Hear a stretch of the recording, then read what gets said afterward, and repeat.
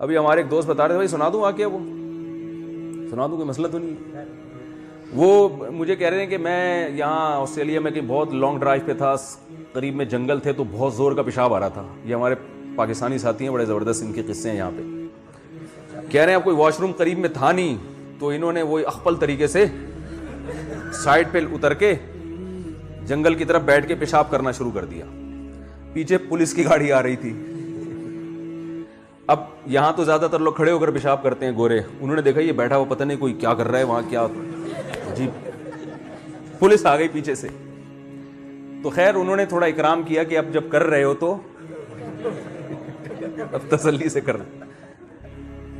तो इन्होंने उज़र पूछा, भाई यहाँ ये पेशाब की जगह तो नहीं है? उन्होंने कहा भाई मसला है, यूं है, फलाना है, ढिमकाना वगैरह वगैरह। तो कहते हैं कि पुलिस ने कहा कि चलो, ऑफिसर ने कहा इस दफ़ा मैंने माफ़ कर दिया, आइंदा माफ़ नहीं हो।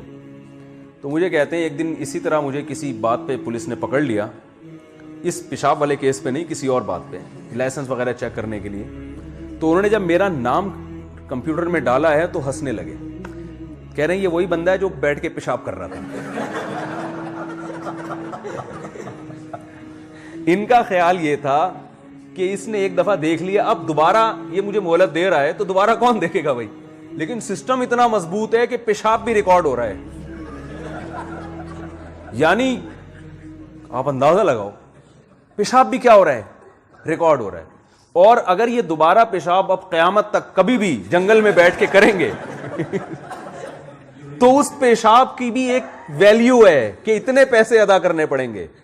और वो आप देख ले, यहां के किसी वकील से पूछ ले जंगल में पेशाब करने के कितने पैसे हैं। तो फिर अगर अब ये क्या करेंगे, देखेंगे भाई कि मिसाल के तौर पर $50 हैं, तो पेशाब की स्पीड का अंदाजा लगाएंगे कि अगर इतना तेज पेशाब आ रहा है कि $50 की वैल्यू इतनी नहीं है, ये पेशाब पास होना ज्यादा जरूरी है, तो कर लेंगे, वरना ये $50 बचाने की कोशिश करें। ऐसा ही है कि नहीं है?